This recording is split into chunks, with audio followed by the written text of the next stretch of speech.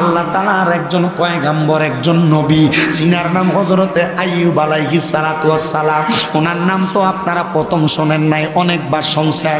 হযরতে আইয়ুব পয়গাম্বর আমার আল্লাহ তাআলার জিকির করতেছে, আল্লাহকে ডাকতেছে। এমন টাইমে আমার আল্লাহ তাআলা লামো ফেরেশতাদের সাথে কথা বলতেছে। আমার আল্লাহ তাআলা ফেরেশতাদেরকে ডাক দিয়া কয়, ফেরেশতারা তোমরা তো বলেছিলে আমি আল্লাহ দুনিয়াতে মানুষ যেন না ফাটাই। এ ফেরেশতারা তোমরা তো বলেছিলে মানুষগুলা মারামারি করবে, কাটাকাটি করবে, দ্বন্দ্ব করবে। ফেরেশতারা কয় আল্লাহ আমরা যা বলছি কথা তো সত্য, তারা তো মারামারি করে, কাটাকাটি করে। আমার আল্লাহ কয় এ ফেরেশতার দলেরা না না না, মানুষ তো মারামারি করে না। মাবুদ কেন মারামারি করে না আপনি কি বলবেননি?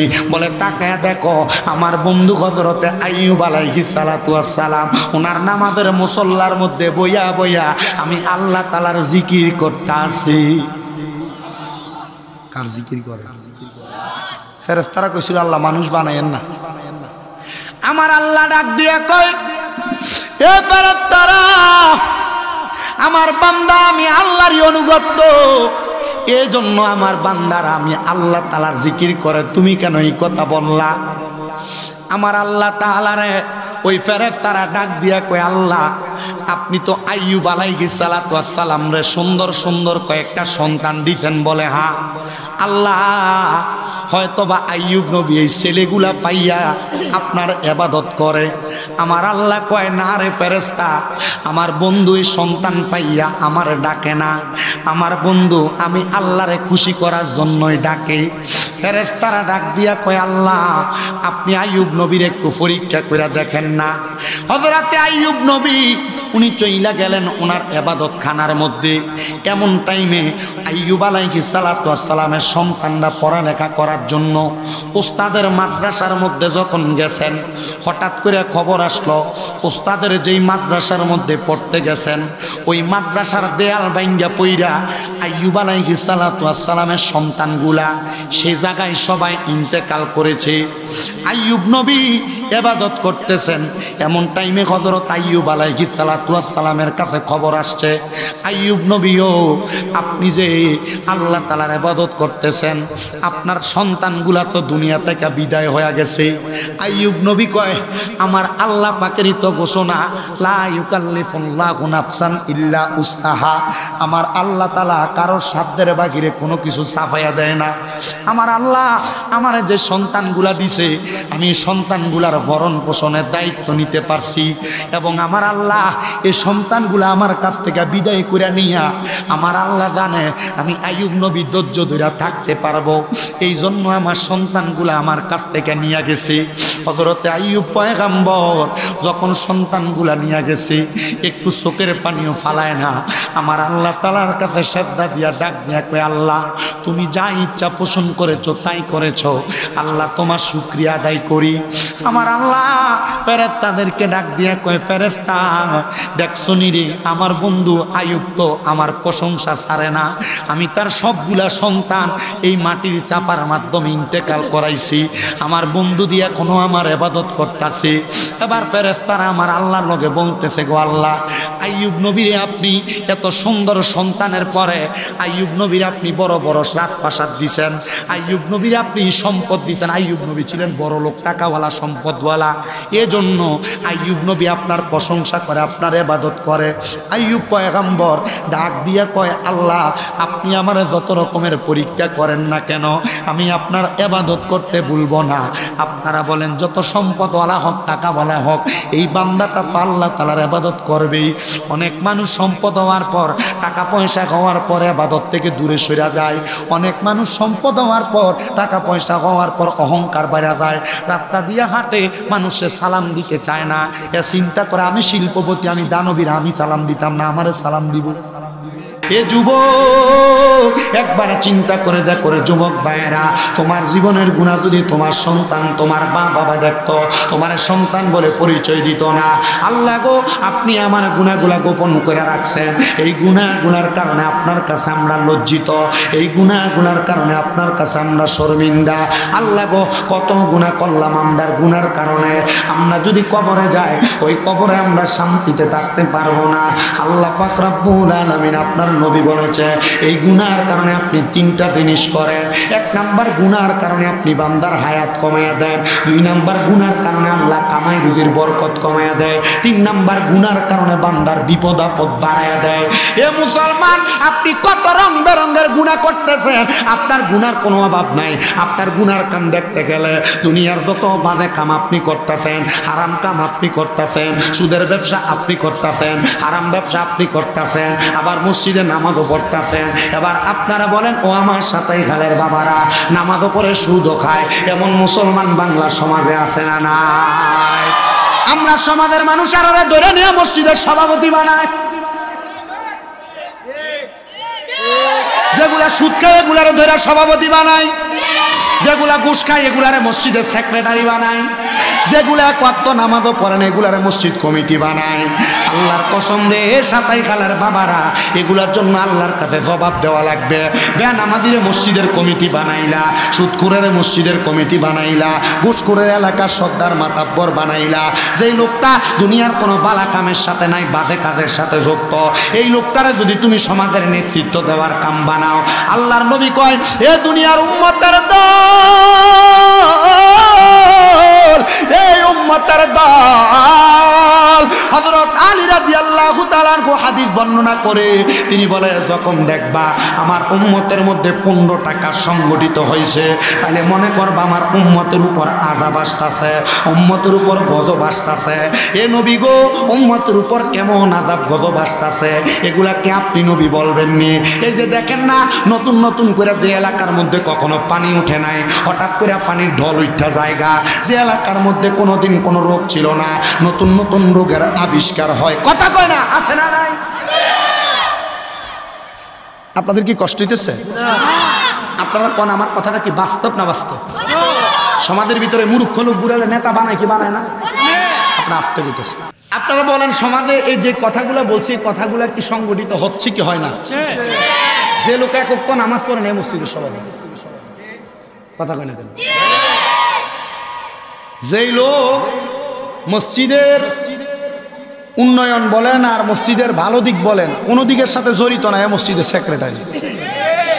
যে লোক 1000 টাকা খায়া দোষীরে নির্দোষ, নির্দোষীরে দোষী বানায়, এই লোকের বানায় এলাকার সর্দার আর মাতাব্বর।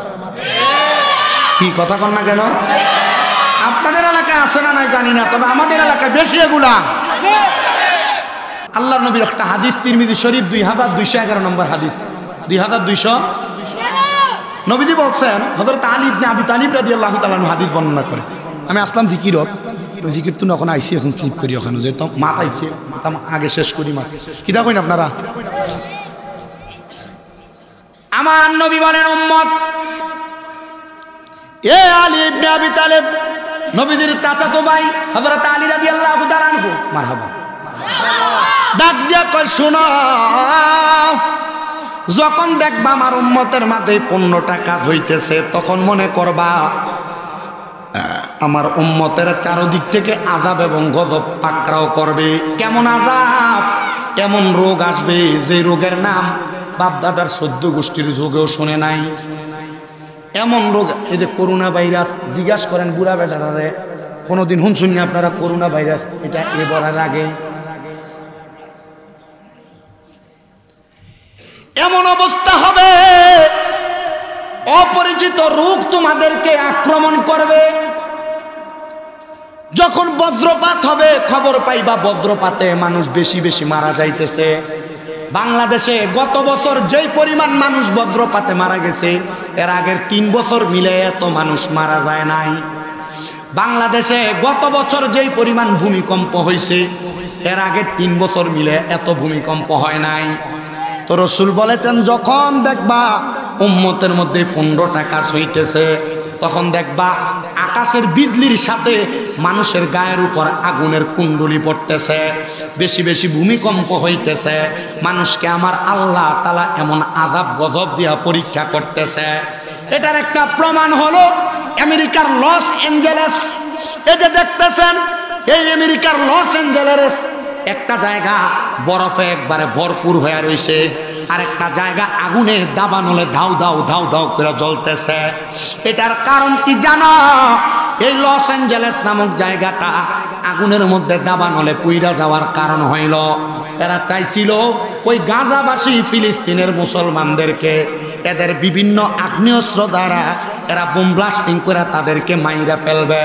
হাইরে আমার আল্লাহর কুদরতের খেলা বোঝা বড় দায়। এই ফিলিস্তিনের মুসলমানরা মাজলুমরা দোয়া করলে আল্লাহ দোয়া কবুল করে। এরা চাইছিল তাদের অস্ত্র দ্বারা ফিলিস্তিনের মুসলমানরা তারা মাইরা গ্রাস করে পালাইব, কিন্তু আমার আল্লাহ তাআলা এমন খেলা কেইলা দিছে। আল্লাহ তাআলা সামান্য একটা আগুনের ফুলকির মাধ্যমে পুরা লস অ্যাঞ্জেলেস আমেরিকার একটা অংশ জ্বালায়া ছাইকাই করে দিছে। এবার আপনারা বলেন ইন্না বাতুশা রাব্বিকা লাশাদীদ, নিশ্চয় আল্লাহর দরে শক্ত ধরা। আমার আল্লাহর ঘর নিয়া, আল্লাহ তাআলার কোরআন নিয়া, আল্লাহ তাআলার বিভিন্ন সঠিক বিচার নিয়া কেউ যদি নাড়াচাড়া করে, আমার আল্লাহ যদি আর খাপ করে ধরে ফালায়, আপনারা বলেন আল্লাহর দরা থেকে এরা বাঁচতে পারবেনি? নবীজি যে বলছেন যে 15টা কাজ হইলে তোমাদেরকে আযাব গজব আঁকড়ে ধরবে। এক নাম্বার নবীজি বলছে যখন দেখবা গনিমতের মালকে নিজের মনে করতেছে, গনিমতের মালকে নিজের মনে করতেছে, তখন মনে করবা তোমাদের কাছে আযাব আসতেছে। গনিমতের মাল কোনটা? দেখবেন দেশ দশের মাল, এই মালকে অমুক ব্যক্তি আইনা এটা আর মানুষকে দেয় না, এটা সে দখল করতেছে। আপনার কাছে সরকারিভাবে চাউল আসছে 20 কেজি করে, আপনার দেয় 15 কেজি করে আর 5 কেজি করে মাইরা দেয়। এই কথা কেন কেন মারে কি মারে না? নবীজি বলছে যখন দেখবা গনিমতের মালকে নিজের মাল মনে করতেছে, তখন তোমাদের কাছে আযাব গজব ফিরে আসবে। আসেন 2 নাম্বার, যখন দেখবা আমানতকে খেয়ানত করতেছে। আমানত কি? আমি আপনার কাছে, হুজুর চলে আসেন, আমানত কি? আমি আপনার কাছে 1000 টাকা রাখলাম, আপনাদের কোনো কষ্ট হইতেছে? কোনো? আমার কথাগুলো একটু মনোযোগ দিয়ে শোনার চেষ্টা করেন, দেখবেন এই বিশৃঙ্খলাগুলো আপনার সমাজেও আছে। আমার কথাগুলো মিলিয়ে দেখবেন এই বিশৃঙ্খলা আপনার সমাজেও চলতেছে। 2 নাম্বার, আমানতকে নিজের সম্পদ মনে করে ব্যবহার করবে। মনে করেন আমি আপনার কাছে 1000 টাকা রাখলাম, এই 1000 টাকাকে আপনি আপনার কাছে না রাখা আপনি নিজের মনে করে খরচ করে ফেললেন। যেমন কোনো মানুষের কাছে টাকা জমা রাখলো, কিন্তু জমা টাকা রাখার পরে এই জমা টাকা তার কাছে জমার মতো থাকে না। আমি আপনার কাছে দিলাম 1000 টাকার নোট, আপনি 1000 টাকার নোটরে ভাঙ্গা ফেলছেন, আমি আপনার কাছে চাওয়াতে এখন আপনি আমার 2টা 500 টাকার নোট দিচ্ছেন। আপনারা কি কথা বুঝতে পারতেছেন? মানে আমি আপনার কাছে দিলাম 1000 টাকার নোট, আমানত। আমানত মানে কি? যেমন মাল তেমন ফেরত দেওয়া। আপনি আমার ফেরত দিলেন 1000ই দিছেন, কিন্তু দিছেন কয়টা নোট? খেয়ানত করবে, নিজের ব্যক্তিগত মাল মনে করবে। আমার নানা আপনাদের দোয়ায় মারা গেছে, আপনারা হয়তো দেখছেন অনেকে নেটে। আমার নানা কুমিল্লাতে যে নূরপুর মসজিদ ছিল, উনি মসজিদের টাকা পয়সার হিসাব করতেন। আমার নানা মারা যাওয়ার পর ওই এলাকার একজন সর্দার আছে, জসিম সর্দার, উনি আমার কইল তোমার নানার একটা আদর্শ ছিল, মেট সর্দার ছিল তো, যখন এলাকার সমাজের টাকাগুলা তুলতেন, তোমার নানা মনে করো 12,315 টাকা, 13 টাকা, 12 টাকা বা 11 টাকা উঠতো, ঠিক 12,311 টাকায় ফেরত দিত। একটা আছে না যে 1 টাকা কম বা 2 টাকা বেশি করে দিবে, না, উনি ফেরত দিতে এভাবে। কিন্তু আমাদের সমাজ, শুধু আপনাদের সমাজ না, আমাদের নিজের সমাজের কথা বলে, আমার মসজিদের টাকা নিয়ে দোকানে ব্যবসা করে, বুঝছেন না আপনারা? আমার নিজের সমাজের কথা বলতেছি। মসজিদের মার্কেট ভাড়ার টাকা হিসাব দিতে পারেন 1 বছর। মসজিদের কি ভাড়ার টাকা? মার্কেট ভাড়ার টাকা 1 বছর হিসাব দিতে পারে না। আমার নিজের এলাকার কথা বলছি। মসজিদের ইমাম মুয়াজ্জিনের টাকা দেওয়ার পর মানুষ যে দান করছে, উমুকে 5000 টাকা দিছে, তার কাছে আমরা কাগজ দেখে টাকার জন্য গেছি, কেউ ভাই 5000 টাকা অমুকের কাছে না দিছি, এরা দিয়ে গেলে কোনো আমার দিছে না তো, এবার খেয়ে লিছি। আমানতকে নিজের সম্পদ মনে করে ব্যবহার করবে। নবীজি বলছে যখন দেখবা এগুলা হইতেছে, তখন তোমাদেরকে আযাব এবং গজব আঁকড়ায় ধরবে। 3 নাম্বার নবীজি কি? নবীজি বলছে 3 নাম্বার, স্বামী স্ত্রীর বাধ্যগত হবে। মানে পরিবারের ভিতরে স্বামী সংসার চালাবে না, সংসার চালাইব বউরা। মানে জামাই বেডির কথা শুনে চলবো। যখন দেখবা সমাজের মধ্যে স্বামীরা স্ত্রীর কথা শুনে চলে, মানে জামাই কোনো কথা বলতে লাগলে বউ মুখের দিয়ে হ্যাঁ চুপ থাও আমি বলতেছি, মানে ঘরের ভিতরে সর্দারি করে দেখবেন স্ত্রী, স্বামী না। বউ যেইটা বলে জামাই এটা শুইনা চলে। আপনাদের যাদের সংসারে এমন, এ আপনাদেরকে দেখবেন আযাব আর গজব আঁকড়ায় ধরবে। আপনারা বলেন এমন অবস্থা বর্তমান সমাজে আছে না? অনেক পুরুষ মানুষ এগুলো বলতেই পারে না। কারণ বলবে কেমনে? কারণ এতে বিয়ে করছে, বিয়ের কাবিন হয়েছে 10 লাখ। এখন যদি কয় দেবো এটা ছাইড়ে দিব, আগে 10 লাখ দেওয়া লাগতো না? এ 10 লাখ দেওয়ার ডরে বউর উপর দিয়ে কথা কয় না। এই মহিলারা 27 হালের যারা মাইকের আওয়াজ শুনতেছ, সাবধান। তুমি যদি স্বামীর উপর সর্দারি করো, নবীজি বলছেন এই মহিলারা জাহান্নামের কুকুরের চাইতে নিকৃষ্ট হবে। আপনাদের যাদের ঘরে আপনাদের স্ত্রী আপনাদের উপর দিয়ে কথা বলে, আপনাদের স্ত্রীর যে বললেন যে স্বামীর উপর দিয়ে কোনো মহিলা যদি অবাধ্য হইয়া কথা বলে আর স্বামীকে যদি স্ত্রীর বাধ্যগত বানায় রাখে, তাহলে এই মহিলা জাহান্নামে জায়গা পাবে। আপনার কি কথা বুঝতেছেন? 4 নাম্বার রসুল বলছেন একটা সন্তান মায়ের অবাধ্য হবে। কার অবাধ্য? মায়ের অবাধ্য হবে। কেমন অবাধ্য? রসুল বলছেন এমন অবাধ্য হবে মা সন্তানকে এইভাবে কাজটা করতে বলছে, সন্তান বলবে মা এখন পারতাম না, এখন পারবো না। এমন অবাধ্য আছে না? যারা ছোট ছোট বাচ্চা আছো, যুবক ভাইয়েরা আছেন, অথবা বিবাহ করে ফেলছেন, আপনার মা আপনার কোনো আদেশ করে আপনি বুঝেন না বলে মার চুপ করে রাখেন, আপনারা সাবধান, আপনাদেরকে আযাব গজব পাকড়াও করবে। 5 নাম্বার রসুল বলছেন সন্তানেরা বাবার অবাধ্য হবে। নবীজি কেমন বাবার অবাধ্য? নবীজি বলতেছেন বাবার অবাধ্য এমন ভাবে হবে যে বাবা বুঝের মানুষ সন্তানকে কোনো কাজের সুপরামর্শ দিতে আসছে, সন্তান বাবারে বলবো তুমি বুঝো না, একটু চুপ করে থাকো, বলে কিনা? 6 নাম্বার সন্তান তার মা বাবার চাইতে বন্ধু বান্ধবকে বেশি প্রাধান্য দিবে। মা বাবার চাইতে বন্ধু বান্ধবকে বেশি সম্মান করবে। যদি দেখো কোনো সন্তান তার মা বাবার চাইতে বন্ধু বান্ধবকে বেশি সম্মান করে, প্রাধান্য দেয়, মনে করবা এই সন্তানকে আযাব গজব পাকড়াও করবে। 7 নাম্বার ইয়া রাসূলুল্লাহ কি? নবীজি বলছেন নিকৃষ্ট ব্যক্তিদেরকে সমাজের নেতা বানাবে। ওই যে কইছি সুদখোর, ঘুষখোর, হারামখোর, পরের হক মেরে খামিন্নাগুলা নেতা হয়। আসছেনি কথাটা? নিকৃষ্ট ব্যক্তি সমাজের নেতা হবে। এই ব্যক্তি নিজের চরিত্রে ঠিক নাই, এই ব্যক্তি সমাজ পরিচালনা করবে। কথা বলেন না কেন? আছে না নাই?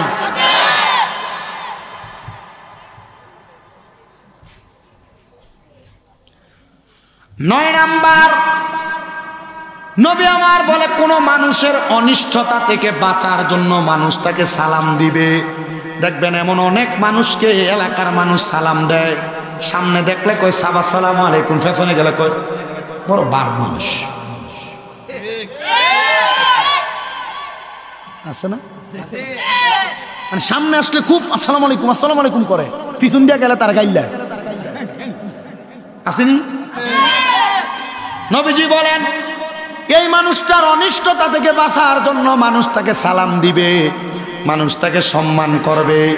যখন দেখবা সমাজে এমন অবস্থা চলতেছে, তখনই বুঝবা আল্লাহ তাআলা তোমাদেরকে আযাব গজব দিবে। আর সমাজে এগুলা চলে বিদায় আল্লাহ তাআলা আমাদেরকে আযাব গজব দিতেছে। কথা কন্যা ঠিক কিনা? এ দুনিয়ার মুসলমান, এই আমার 27 হালের বাবারা, দক্ষিণ কুরসার বাবারা, এই আমার হবিগঞ্জের বাবারা, একটু মনোযোগ দিয়া বয়ানটা শ্রবণ করেন রে বাবা। আল্লাহর নবী বলেন 10 নাম্বার দুনিয়ার জমিনের মধ্যে বিভিন্ন রকমের গান বাজনা, মানে বিভিন্ন রকমের মহিলা শিল্পী বেড়ে যাবে। মানে পুরুষ শিল্পী তো থাকবে, পাশাপাশি মহিলা শিল্পীও বেড়ে যাবে। এবার আপনারা বলেন মহিলা শিল্পী দিয়া এলাকার মধ্যে গান বাজনা হয় কি হয় না? পেছন দিয়া নাম দেয় উরুস মুবারক, বেডটাই না নাচায়। এবার আপনারা কোন এমন সিটারের অবস্থা আছে না নাই? এ বাবা আপনারা বলেন, পেছন দিয়ে উরুস মুবারক লাগিয়া বেটেন দিয়ে গান বাজনা হয় কি হয় না? উরুস মুবারকের নাম দিয়া বাউল গান হয় কি হয় না? এ শামীম রাজা তাদের কাছে মাত্র 50 লাখ টাকার একটা চ্যালেঞ্জ দিয়া যায়। তারারে কইবা তোমরা যে উরুস মুবারকের নাম দিয়া গান বাজনা করো, বেটেন না বাউল গান করো, কোরআন হাদিসের কোথাও আছে যদি কোনো জায়গায় দেখাইতে পারো শামীম রাজা বলছে তোমার 50 লাখ টাকা দিবে? পারবে না, কোনো ফকিন্নির ফোলা পারবে না। আর এরার কারণে ইসলাম ধর্মটা বাংলাদেশের মানুষের কাছে ভণ্ডামি হিসাবে যা দেখতেছে, কথা কন্যা ঠিক কিনা? আবার আপনারা ঠিক ঠিক করেন, আপনারা সামনের কাতারের মুসল্লি, কথা বলে না, আপনারাই ঠিক ঠিক করেন। আবার যখন দেখেন যে একটা বেরিয়ে গেছো না বন্ধু টান্ডা দিছে, আপনি সামনের কাতারের মুসল্লি।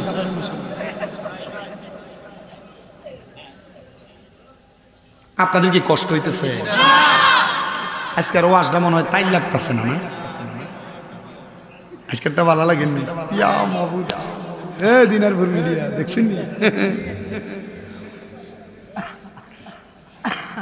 মহিলা শিল্পী দিয়া গান করায় আর বাউল গান করায়, উরুস মুবারকের নাম দিয়ে এদের সাথে আহলে সুন্নাত ওয়াল জামাতের কোনো সম্পর্ক নাই, সম্পর্ক নাই, সম্পর্ক নাই। আর যারা এগুলা করে তারা 1 নাম্বার বন্ধ। এরার কারণে আহলে সুন্নাত ওয়াল জামাতের বদনাম হয়, কথা কোন ঠিক কিনা? এই যে সুন্নিদেরকে বন্ধ বলে, সুন্নিদেরকে এটা সেইটা বলে, এটার কারণটা কি জানেন নি রে বাবারা? এটার কারণ হইল সুন্নিরা দুনিয়ার জমিনে সুন্দরভাবে চলে। অনেকে সুন্নি ট্যাগ লাগাইয়া সুন্নি নাম দিয়া এরা দুনিয়ার জমিনের মধ্যে বাজেভাবে চলাফেরা করে। মহিলা শিল্পীদের প্রাদুর্ভাব বাড়বে। আমার নবী বলে উম্মত শুধু তাই নয়, দেখবা সমাজের মধ্যে নতুন নতুন বাদ্যযন্ত্র আবিষ্কার হচ্ছে। ও মায়ার নবী, সমাজের মধ্যে নতুন নতুন বাদ্যযন্ত্র কি? আগে দেখবেন বিয়ার মধ্যে মহিলারা কোন রকম গীত গাইতো, আর এখন বিয়া মুসলমানি গায়ে হলুদ, নাক ফোরানি, কান ফোরানি, জন্মদিন, এগুলার ভিতরে বড় বড় দুপুর দাপুরেন না ডিজে ফাটির কনসার্ট চলে, কথা কন ঠিক কিনা? ঠিক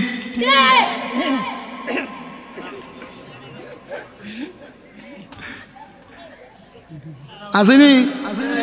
ও বুড়া বাপ আসেনি? আছে বলে মারতে। বিয়ার মধ্যে এমন গান বাজনা করে কি করে না?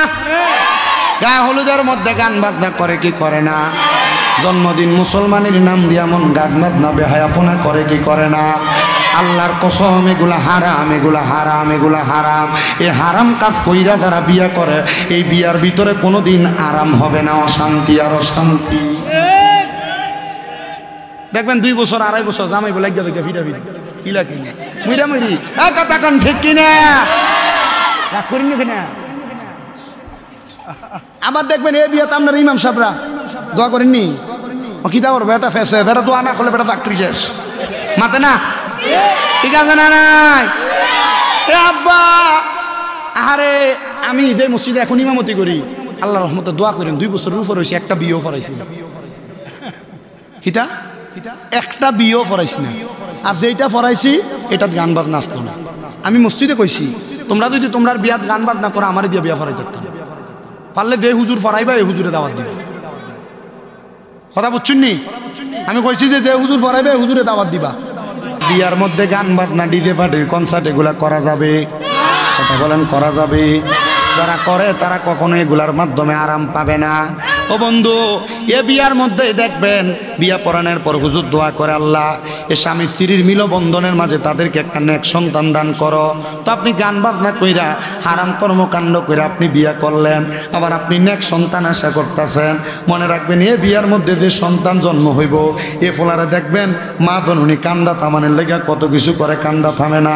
মোবাইলের মধ্যে টিকটক লাগাই দিলে ফোলার কান্দা বন্ধ। এবার বলেন এমন অবস্থা হয় কি হয় না? এজন্য আমি আপনাদের কাছে বলবো, বিবাহের মধ্যে মুসলমানের মধ্যে এমন গান বাজনা করবেন না। আর আমাদের সমাজের মানুষ গান বাজনা না হইলে কয় এটা বিয়া বাড়ি না মরা বাড়ির মতো লাগে, ঠিক কিনা? মানে গান বাজনা যদি না লাগায় এটা বিয়া বাড়ি না, এটা মরা বাড়ি। নবীজি বলছেন 15 নাম্বার দেখবা উম্মতের মধ্যে অনেক আলেম বের হবে, যারা তাদের পূর্ববর্তী আলেমদের কথাকে অসম্মান করবে। দেখবেন আমাদের সমাজে নতুন নতুন হুজুর বাইর হইয়া বলে যে আগের হুজুররা কি বলছে এগুলা ঠিক ছিল না, এখন নতুন নতুন মাসালার আবিষ্কার করে। এবার আপনারা বলেন এমন মাসালার আবিষ্কার বর্তমানে হয় কি হয় না? কে কি বললো আমার সেটা নিয়ে দেখার বিষয় নয়। আমি আপনাদের কাছে বলবো, যখন দেখবেন এমন অবস্থা হচ্ছে রে বাবারা, তখনই মনে করবেন আল্লাহ তাআলার আযাব গজব আপনাকে পাকড়াও করতেছে। সাহাবায়ে কেরাম বলে, নবী গো আপনি বলেন না আল্লাহ তাআলার আযাব গজব যদি পাকড়াও করে তাহলে আমরা কেমনে বাঁচবো? আমার নবী বলে, দুনিয়া জমিনের মধ্যে তোমরা আল্লাহ তাআলার ইবাদত, আল্লাহ তাআলার কোরআন তেলাওয়াত, নবীজির দুরূদ শরীফের মাধ্যমে তোমরা তোমাদের জীবন কাটাইবা, দেখবা তোমরা পরকালে বড় শান্তি পাইবা। আসুন রে বাবারা, আমরা তো জীবনে অনেক গুনাহ করেছি, অন্যায় করেছি।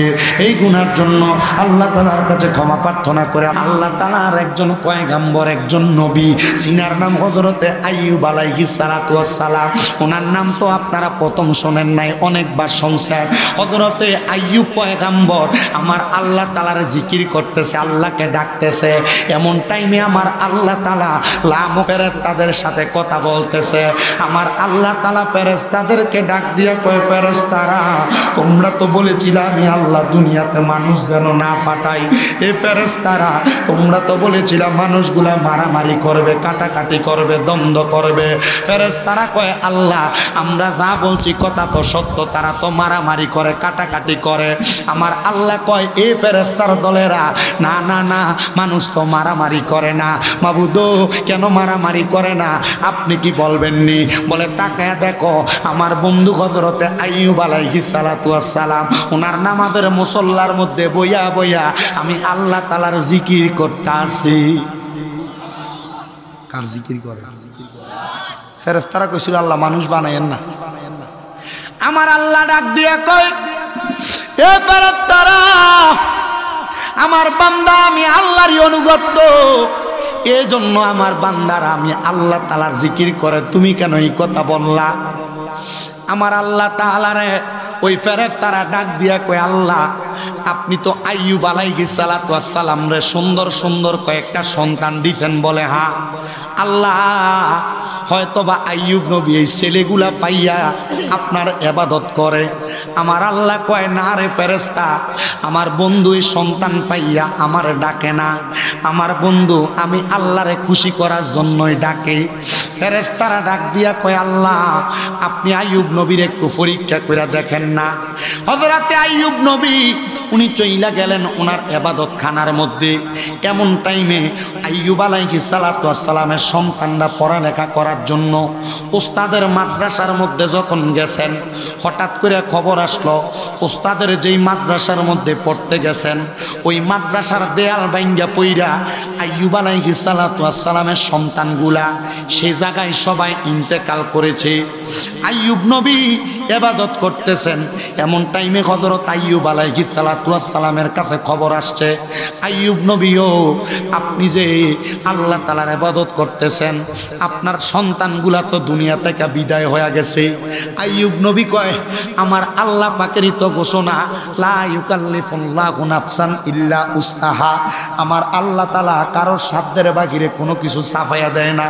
আমার আল্লাহ আমার যে সন্তানগুলা দিছে আমি সন্তানগুলার ভরণ পোষণের দায়িত্ব নিতে পারছি, এবং আমার আল্লাহ এই সন্তানগুলা আমার কাছ থেকে বিদায় করে নিয়া আমার আল্লাহ জানে আমি আইয়ুব নবী ধৈর্য ধরে থাকতে পারবো, এই জন্য আমার সন্তানগুলা আমার কাছ থেকে নিয়ে গেছে।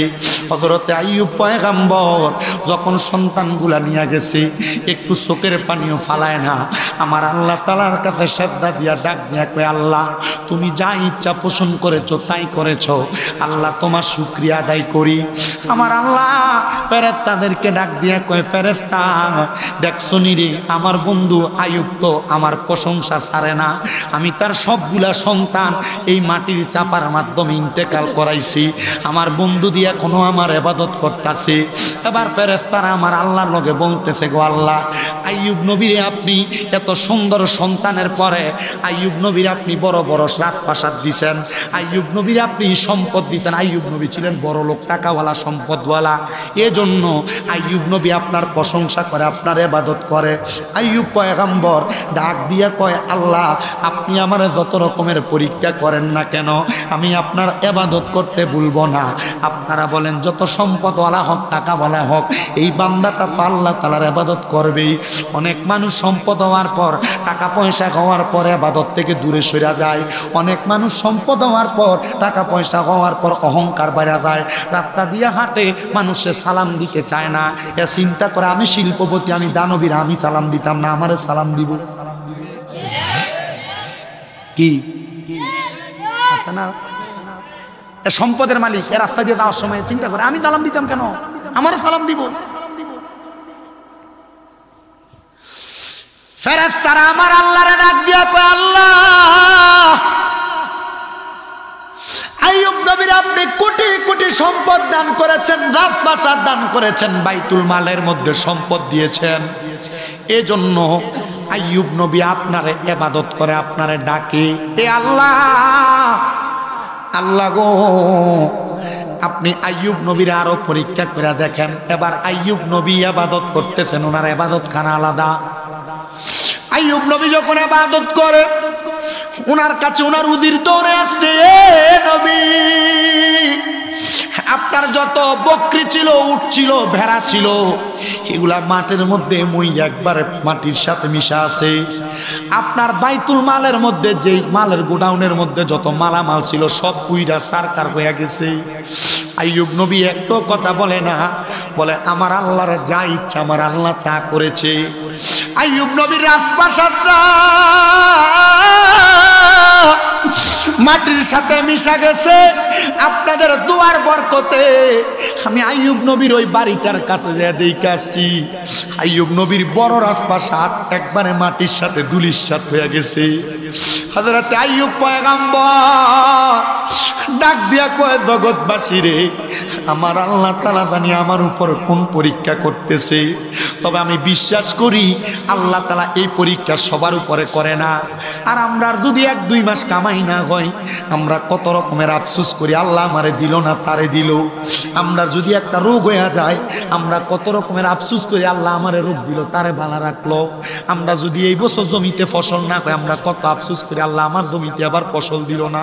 কিরে, আগের 10 বছর যে ফসল দিল, কই আল্লাহ তো একটু বেশি করে 2 রাকাত নামাজ পড়লা না, আর 1 বছর কম দিছে, এখন বান্দা তুমি আফসোস করতেছ। আইয়ুব নবী কয়, আল্লাহ, আমি সহ্য করতে পারবো বিধে আপনি আমারে পরীক্ষা করতেছেন। আমার আল্লাহ তাআলা কয়, ফেরেশতা দেখছুনি, আইয়ুব নবী তো খুশি হয়ে গেছে, আইয়ুব নবী তো এখনো পর্যন্ত নাফরমানি করে না। ফেরেশতারা তখনও ধৈর্য হারা হয় না। ফেরেশতারা কয়, আল্লাহ, আইয়ুব নবীর 1 জন না 2 জন না 4 জন বউ, এক একটা বউয়ের থেকে এক একটা বউ বেশি সুন্দর। আল্লাহ এই জন্য আইয়ুব নবী আপনার প্রশংসা করে।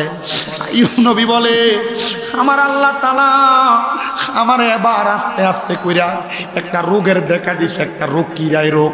আইয়ুব নবীর শরীরের চামড়াগুলা পয়সা পয়সা গোটার মতো হইয়া হইয়া পড়তেছে, পিঠের মধ্যে কিরা হইয়া গেছে, একটা বিচির মতো হইয়া পুরা শরীরের চামড়াগুলা কইসা কইসা পড়তেছে। আইয়ুব নবী বলে, আমার 4 জন স্ত্রীর মধ্যে 1 জন স্ত্রী প্রথমে আমারে ছেড়ে দিয়া চলে গেছে যখন আমার সন্তান মারা গেছে। আমার 4 জন স্ত্রীর মধ্যে 2য় জন যখন আমার সব বাড়িঘর পুড়ে গেছে তখন চলে গেছে। 2য় 3য় জন স্ত্রী আমার ঘর থেকে চলে গেছে যখন দেখছে আমার শরীরের মধ্যে রোগ দেখা দিছে। কিন্তু আইয়ুব নবী ডাক দিয়া কয়, আমার একটা বালা স্ত্রী আমার কাছে ছিল রে, যে স্ত্রীর নাম হলো হযরতে রহিমা। এ মা, পর্দার অন্তরাল থেকে যারা শুনতেছো, জামাইয়ের ইনকাম কমে গেলে, কামাই রুজি না থাকলে জামাইয়ের উপর তোমরা কাবজাব করো। আমি বলবো গো মা, স্বামীর উপর তোমরা এমন কাবজাব করো না। মনে রাখবা স্বামীর বিপদের সময় যে স্ত্রীটা পাশে থাইকা স্বামীকে সান্ত্বনা দিতে পারে এটার মতো ভালো স্ত্রী দুনিয়াতে হইতে পারে না। তুমি স্বামীর সুখটা সহ্য করবা, দুঃখের সময় স্বামীরে দুঃসার করবে, এটা হইতে পারে না। আল্লাহর কসম করে বলি, দুঃখের সময় যেই বন্ধু আপনার পাশে আছে এটাই আপনার প্রকৃত বন্ধু। সুখের সময় বন্ধুর অভাব নাই, টাকা কামাই করবেন দেখবেন বন্ধুর অভাব নাই, কিন্তু আপনার কষ্টের সময় যে আপনার পাশে পাশে ছিল এটার মতো ভালো বন্ধু জগতের মধ্যে আর কেউ নাই। তাহলে বলেন বিপদের বন্ধু সবচাইতে বড় বন্ধু, ঠিক কিনা? আপনি যখন পয়সা কামাই করবেন দেখবেন আপনার একবার বহু দূরের আত্মীয় এ পরিচয় দেয়, ভাইফুট আছেন নি বালা, কিন্তু যখন টাকা কামাই রুদি নাই তখন এরপরে ভাইফুতেরও চিনে না, কথা কয় না? নতুন নতুন আত্মীয় তৈরি হইব দেখেন তখন আপনি টাকা কামাই করবেন, কিন্তু যখন আপনার টাকা পয়সা নাই আপনি যে তার বাতি যায় এ পরিচয় আপনার দিত না, কথা বলেন না কেন?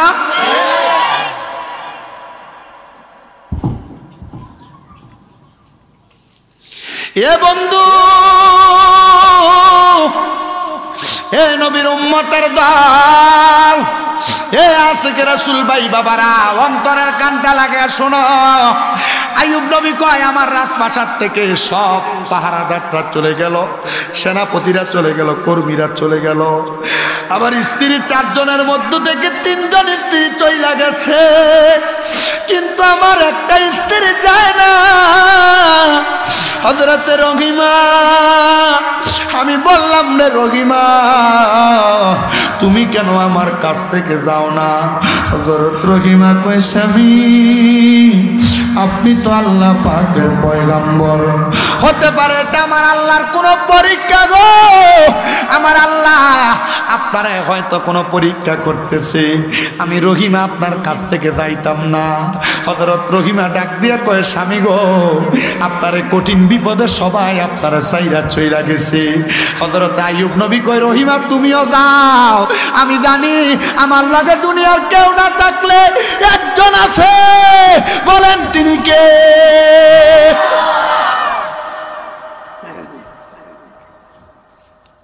হযরত রহিমা কয় না গো স্বামী না, আমি যাইতাম না, যাইতাম না। হযরত রহিমা আইয়ুব নবীর কাছে পড়ে রইছে, দেখছেন নি বউটা কেমন বউ। আর আমরার বউরা স্বামী যদি অসুস্থ হয় 1 দিন 2 দিন 3 দিনের সময় মাথায় পানিও দিয়া দিতে চায় না, কয় কি রোগ কামাই করছে। আইয়ুব আলাইহিস সালাতু ওয়াস সালাম হযরত রহিমা ওনার খেদমত করে, পিঠের মধ্যে বড় বড় গোটার মতো হইয়া শরীরের চামড়াগুলা খইসা খইসা পড়ে, শরীরের চামড়াগুলার মধ্যে কিরা পোক বৈশা গেছে, চামড়ার রক্তগুলা চুইসা চুইসা খায়। হযরত রহিমা আইয়ুব নবীর শরীরটাকে ধৌত করে দিতেছেন, এমন টাইমে একটা পোক আইয়ুব আলাইহিস সালাতু ওয়াস সালামের হাতের অংশ থেকে খাইতেছেন। এই পোকাটা আইয়ুব নবীর শরীর থেকে পড়ে গেছে। আইয়ুব নবী হযরত রহিমার সামনে পোকাটা নিয়ে আবার এই কিরা জায়গার মধ্যে দিয়া দিছে। রহিমা কয় কি গো নবী, আপনি যে আপনার শরীর থেকে পোকা পড়ে গেছে, আপনি পোকাটারে দইরা আবার দিছেন। আইয়ুব নবী কয় এই পোকাটা মনে হয় পেটের ক্ষুধার জ্বালায়, মনে হয় শরীরে কোনো শক্তি নাই জন্য পড়ে গেছে, যেন আমার শরীরটা খাইতো, এই জন্য আমি পোকাটারে দইরা আবার দিয়া দিছি। কয় কেন গো, কেন গো, আপনার শরীর খাইলে কি আপনার কষ্ট হবে না?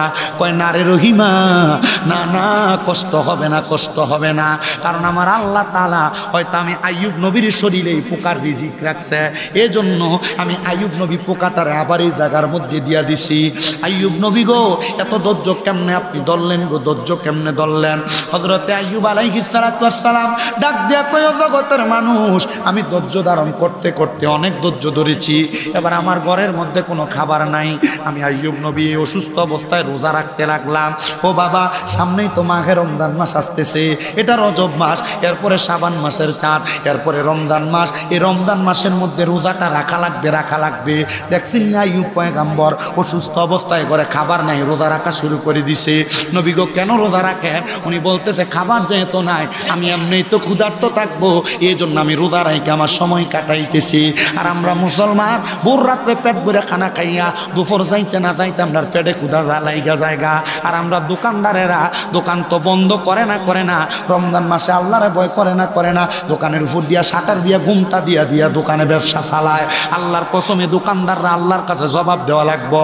এজন্য সোশ্যাল মিডিয়ার মাধ্যমে যে দোকানদাররা শুনতেছ, যারা দেখতেছ, যারা রমজান মাসে পর্দা লাগায় লাগায় ব্যবসা করো, তোমরা মনে করছো তোমরা পর্দার নিচে যে যে খাইতেছে দুনিয়ার মানুষ দেখে না।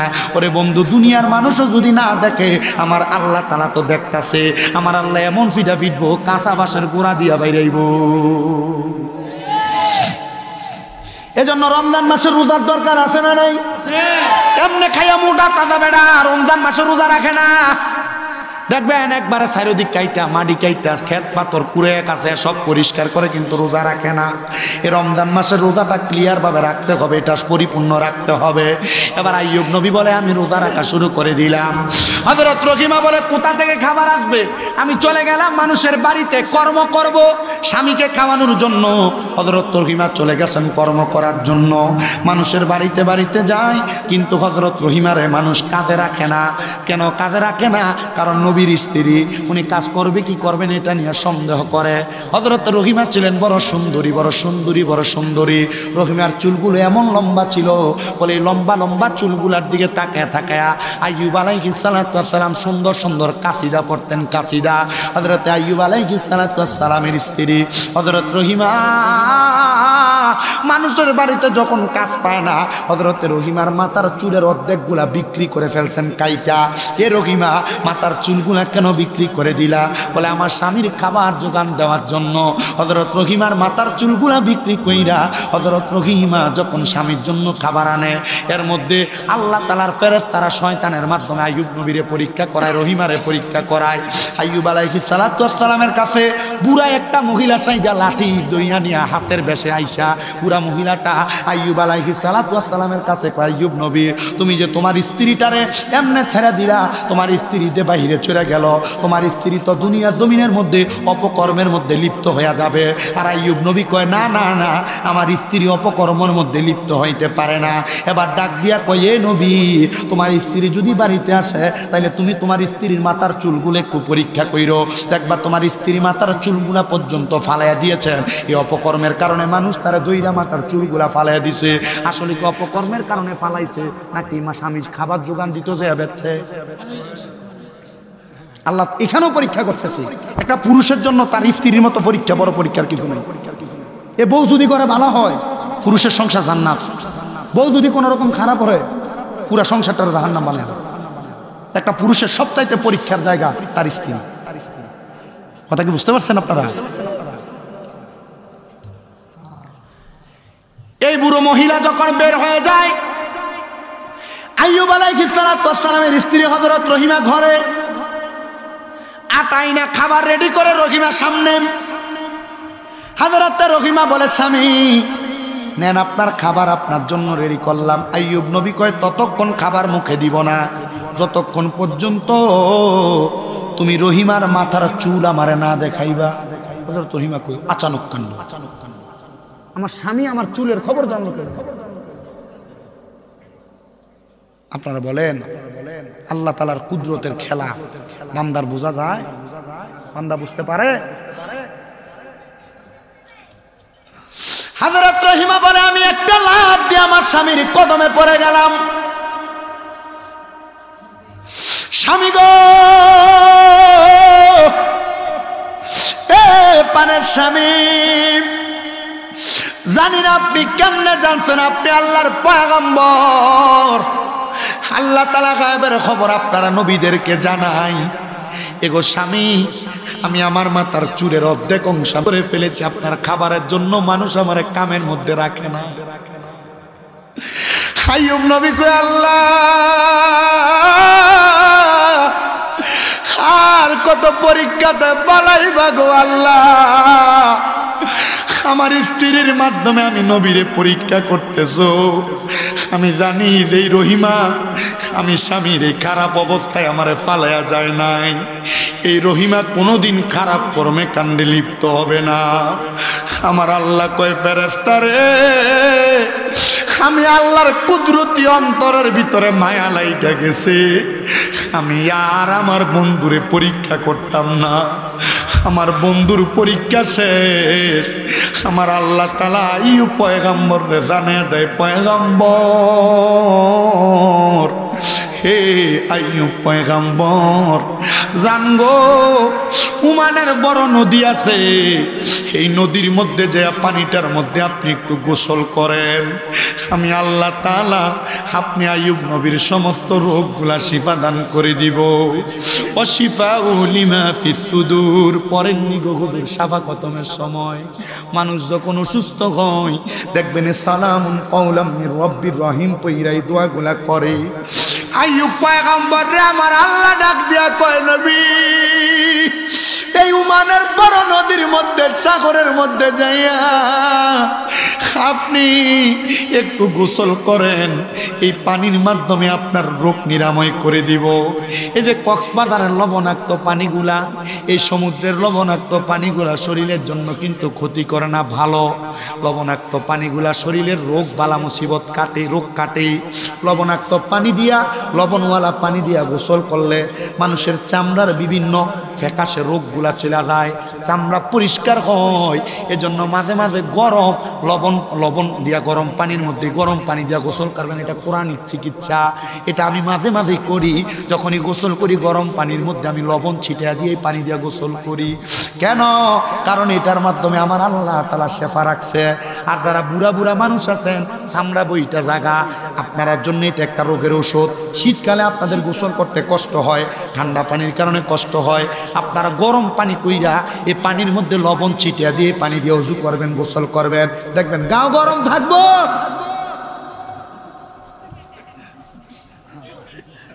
কি থাকবো? ডাক্তার তো চিকিৎসা দেয়, এটা কোরআনিক চিকিৎসা। যুবক ভাই যারা আছেন পারলে গরম পানি দিয়ে গোসল করবেন। গরম পানি দিয়ে গোসল করলে আপনার শরীরের ভিতরে বয়সের ছাপ পড়বে না। আর আমরা যারা মোল্লা আছি ওয়াজ করি, আমরা মোল্লারা এমনি বুড়া। আমি এখনো মাথা সোজা করতে অসুবিধা হয়।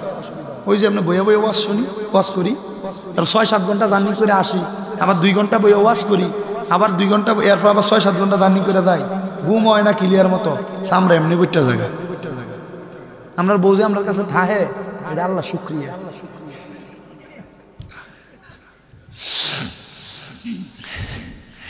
আইয়ুব নবী চলে গেছেন, ওই নদীতে গোসল করছে। ডুব দিয়ে ওঠার সাথে সাথে আইয়ুব আলাইহিস সালামের শরীর সুন্দর, যেমন সুন্দর শরীর ছিল এমন সুন্দর। বিভিন্ন বর্ণনাকারী বিভিন্ন ভাবে লেখাটা লেখছেন। আমি কোরআনের শ্রেষ্ঠ কাহিনীটা পড়া দেখলাম, আত-তাযকিরাতুল আম্বিয়া পড়া দেখলাম। আইয়ুব আলাইহিস সালামের জীবনীটা তো সুন্দর করে লেখা। এবার বলেন, যত বিপদ, যত রোগ, যত বালা মুসিবত আসুক না কেন, ধৈর্য ধইরা তাওয়াক্কুল রাখবেন একজনের উপরে। তিনি কে? মুহাব্বতের আওয়াজে বলেন তিনি কে? আল্লাহ যেন রহমতের নবীর উসিলায় আমাদেরকে আইয়ুব আলাইহিস সালামের মতো ধৈর্য ধারণ করার তৌফিক দান করে। জোরে পড়েন আমিন।